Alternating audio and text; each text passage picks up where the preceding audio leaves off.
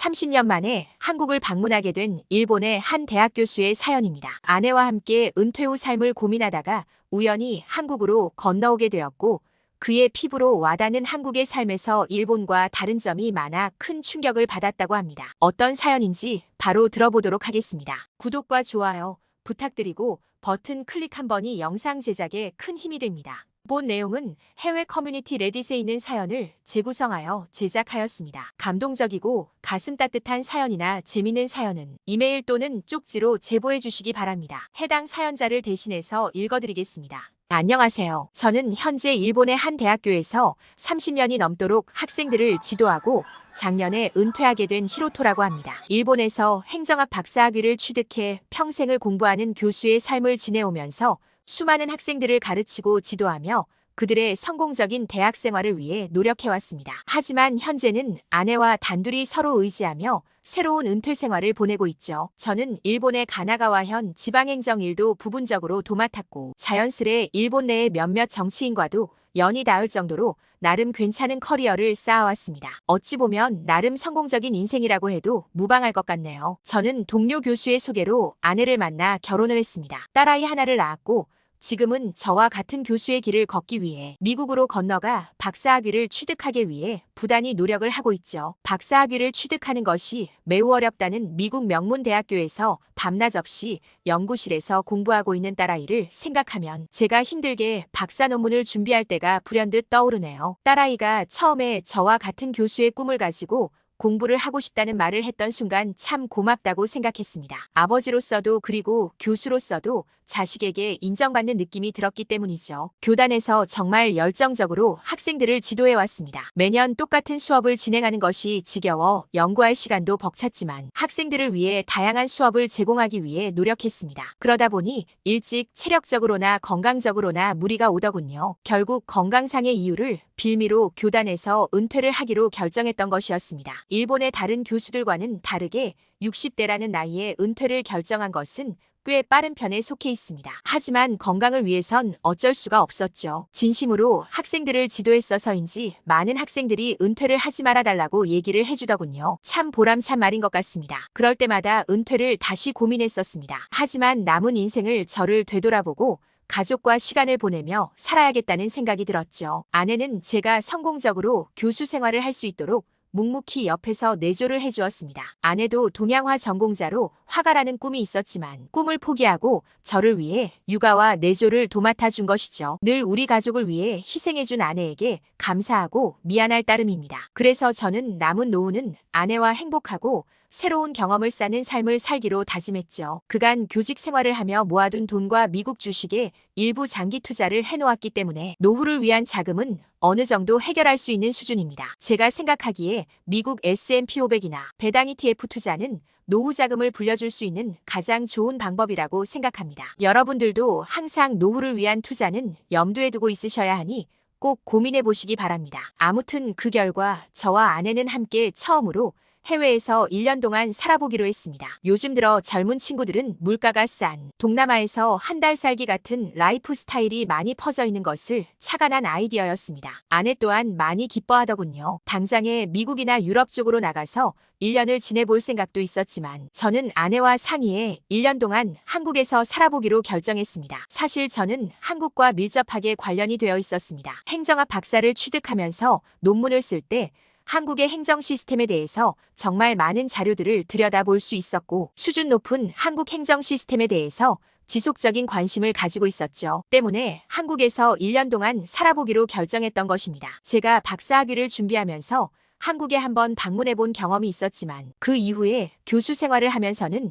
워낙 바쁘게 살아온 탓에 30년이 넘도록 한국을 다시 찾지는 못했었죠. 때문에 오랜 시간이 흘러 찾아간 한국이 어떻게 변했을지 굉장히 궁금한 것도 많고 다시 찾아가 보고 싶은 곳도 많았습니다. 아내와 저는 한국에 가기로 결정한 뒤 곧바로 출국 날짜와 1년간 머물 숙소와 한국에서 가볼 만한 장소들을 정리해 나갔죠. 미국에서 공부하는 딸아이도 한국으로 가서 1년 정도 살아볼 생각이라고 하니 이 같은 의견에 적극적으로 지지해 주더군요. 미국 대중들 사이에서는 요즘 한국 문화에 관한 관심이 무척 많아진 것 같다고 딸아이가 전해주더군요. 제가 보아도 한국 미디어의 발전과 한식의 대중성은 세계적으로 유의미하게 퍼져나가는 게 느껴졌었죠. 한 달간의 준비 끝에 아내와 저는 마침내 한국에 들어오게 되었습니다. 1년간 한국에서 살아야만 했기 때문에 짐이 많을 줄 알았지만 현명한 아내 때문에 짐을 덜 수 있었는데요. 옷가지나 살림살이를 직접 일본에서 가져오기보다는 한국 내에서 구매해 사용하자는 아내의 의견이었죠. 아내 말을 듣길 참 잘한 것 같습니다. 한창 박사 논문을 준비하던 때에서 30년이 지나서 온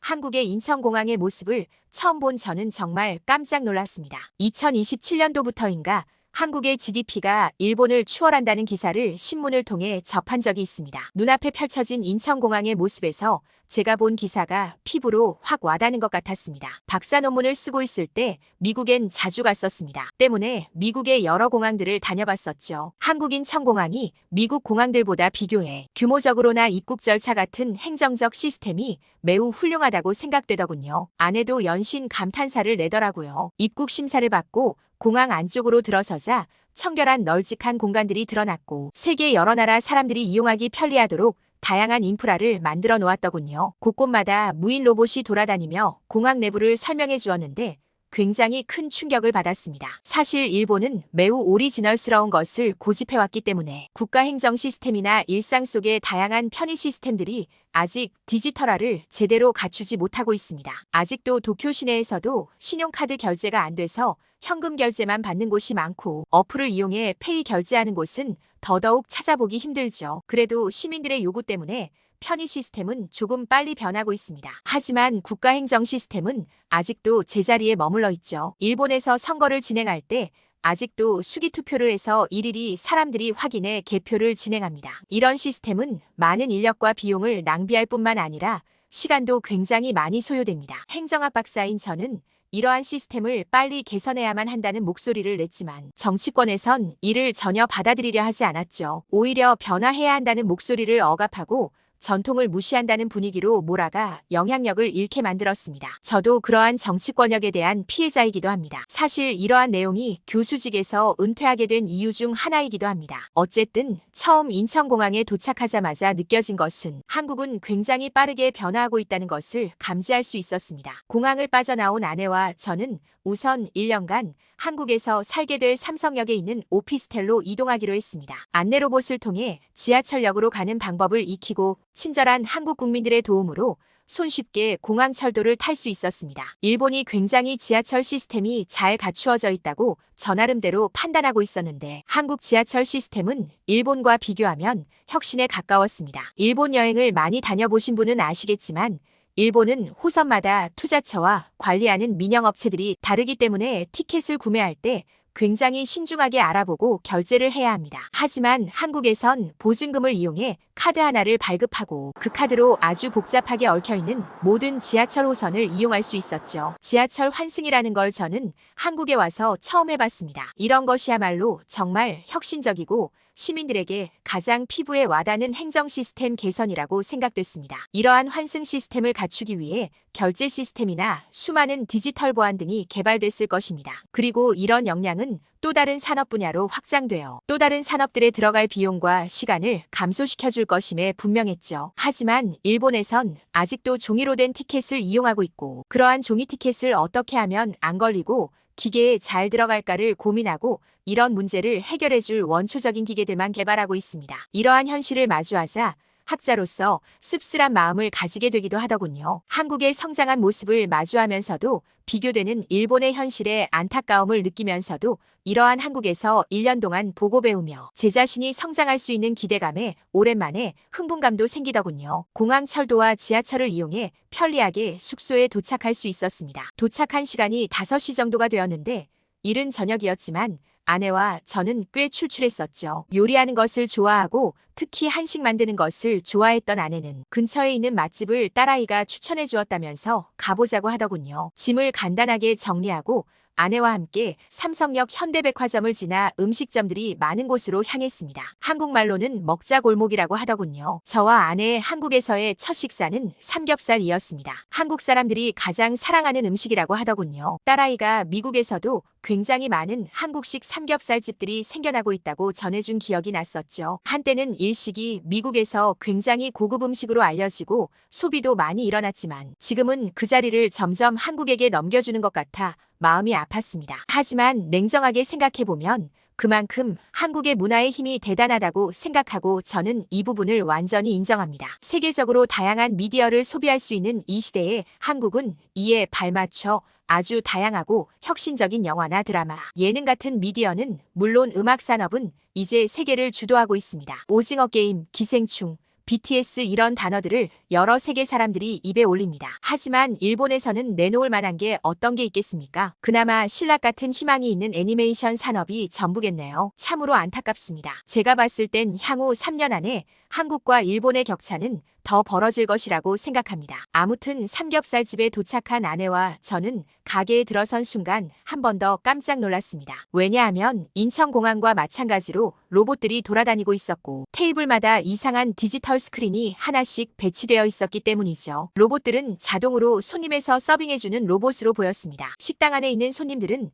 아주 자연스럽다는 듯 알아서 로봇이 서빙해주는 음식을 제공받았죠. 이미 오래전부터 자리가 잡힌 시스템으로 보였습니다. 자리로 안내받은 저와 아내는 한국 직원분의 친절한 안내에 따라 자리에 앉았습니다. 단번에 외국인인 것을 알아본 직원분은 자리에 세팅된 스크린 기계로 주문을 넣는 방법을 설명해 주었고 보다 알기 쉽도록 메뉴판을 영어 모드로 바꿔주었습니다. 아무래도 한국말보다는 영어가 저는 훨씬 더 편했기 때문에 한국 직원분이 이를 알아차리고 센스 있게 바꿔준 거였죠. 화면의 안내에 따라 손가락으로 몇 번 누르니 곧바로 주문이 들어가지더군요. 그런데 이상하게 주문을 한 지 2분 정도가 지나자마자 수많은 음식들이 서빙되었습니다. 전혀 주문하지도 않은 음식이었는데 말이죠. 처음엔 당황해서 이런 음식을 시키지 않았다고 하자 직원분은 제가 일본인인 것을 알았던 것인지 현재 제공되는 음식은 모두 프리 즉 무료라고 설명해 주었습니다. 김치에 샐러드 고기에 먹을 소스와 쌈장 그리고 야채에 계란찜 젓갈 등등 수많은 음식들이 빼곡히 서빙되는데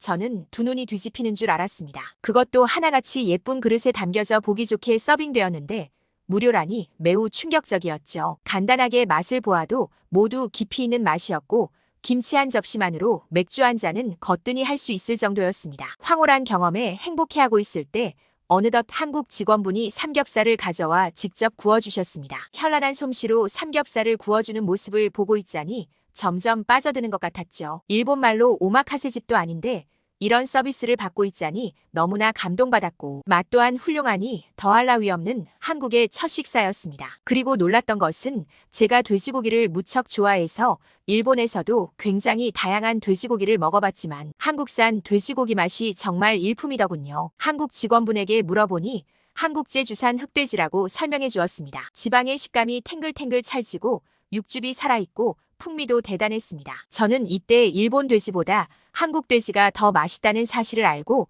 큰 충격을 받았습니다. 사실 많은 사람들이 잘 알지는 못하지만 일본의 축산업 기술은 다른 나라에 비해 많은 발전을 해왔고 그러한 발전 속에서 다양한 가축 품종 개량을 해왔고 실제로 큰 성과를 거두었죠. 생산 효율은 크게 늘어났고 원육의 품질과 맛은 크게 개선되었습니다. 그런 기술 집약적으로 만들어낸 돼지고기를 맛있다고 먹다가 한국산 제주욱돼지를 먹고 나니 비교할 바가 못 되더군요. 여러모로 한국에 온 첫날부터 일본과 비교되는 모습들에 충격을 많이 받았습니다. 한국 사람들은 정치에도 관심이 많고 변화를 위해 국민들이 앞장서서 행동한다는 얘기를 많이 듣고 뉴스를 통해서도 많이 접합니다. 하지만 일본은 전혀 그렇지 않습니다. 젊은이들은 정치에 전혀 관심이 없고 정치권에선 권력이 혈육을 통해 세습됩니다. 이러한 과정에서 일본의 보수적이고 기존 틀에만 갇힌 정치적 사고는 일본의 잃어버린 30년을 만들게 된 것이죠. 참으로 안타깝고 그저 한국이 부럽습니다. 앞으로 1년 동안 한국에서 살면서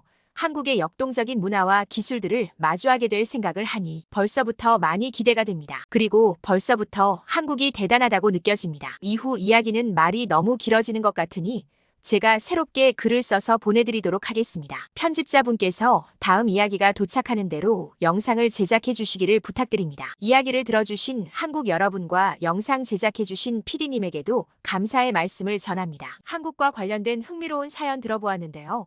여러분은 어떻게 생각하시나요? 여러분의 생각을 댓글로 남겨주세요. 구독과 좋아요는 영상 제작에 많은 도움이 됩니다.